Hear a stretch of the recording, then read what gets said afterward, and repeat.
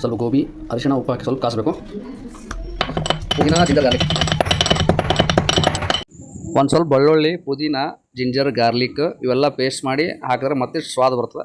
ಒಂದು ಸ್ವಲ್ಪ ಹುಂಚಿಕೆ ಹುಳಿ ಅದೊಂದು ಸ್ವಲ್ಪ ಆ್ಯಡ್ ಮಾಡಬೇಕು. ಬೆಸ್ಟ್. ಓಕೆ,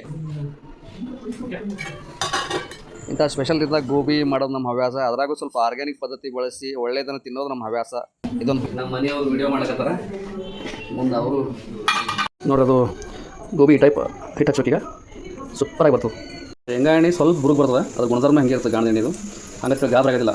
ಯಾವ್ದು ಏನು ಗುಣಧರ್ಮ ಇರ್ತದೆ ಅದು ತೋರಿಸ್ಬೇಕು, ಅವಾಗೇ ಅದು ಒರಿಜಿನಲ್. ನೋಡಿ ಸ್ವಲ್ಪ ಎಲ್ಲಕ್ಕಿಂತ ಸ್ವಲ್ಪ ಜಾಸ್ತಿ ಇರ್ತದೆ. ಈ ರಿಫೈಂಡ್ ಎಣ್ಣೆ ಒಳಗೆಲ್ಲ ಬುರುಗ, ಸ್ವಾದ, ಶೈನಿಂಗ, ಬುರುಗ್ ತೆಗೆದಿರ್ತಾರೆ, ಎಲ್ಲ ಶೈನಿಂಗ್ ಮಾಡಿರ್ತಾರೆ. ಅದು ಭಾಳ ಡೇಂಜರ್ ಆರೋಗ್ಯ. ನೋಡಿರಿ, ಗಾಣದ ಎಣ್ಣೆ ಒಳಗೆ ಕರೆದ್ರೆ ಯಾವುದೇ ರೀತಿ ಸೈಡ್ ಎಫೆಕ್ಟ್ಸ್ ಇರಲ್ಲ. ಅದು ಎಲ್ಲರಿಗೂ ಗೊತ್ತದ, ಮನೇಲಿ ಮಾಡ್ಬೋದು ಎಲ್ಲರೂ.